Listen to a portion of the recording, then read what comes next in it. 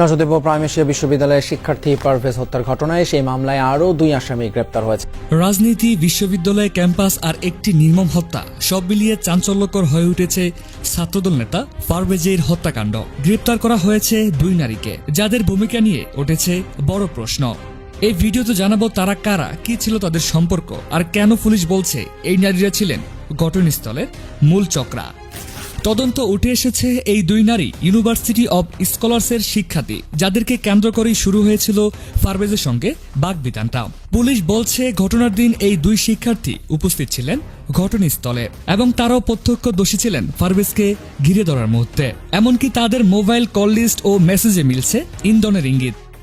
এদিকে পুলিশ জানায় সিসিটিভি ফুটেজে দেখা গেছে এই 2 নারী হামলার পূর্বে একাধিকবার সন্দেহজনকদের সঙ্গে কথা বলছেন।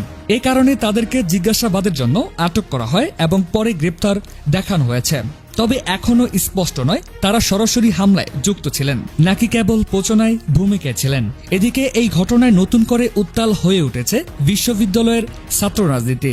ছাত্রদল বলছে এটি পরিকল্পিত হত্যা, আর জড়িতরা ছাত্র রাজনীতির বাইরের হলেও তাদের সঙ্গে সংশ্লিষ্টতা ছিল একাধিক রাজনৈতিক সংগঠনের। প্রিয় দর্শক, 2 নারী কি কেবল প্রচালক নাকি তাদের হাতে লেখা হয়েছে হত্যাকাণ্ডের স্ক্রিপ্ট?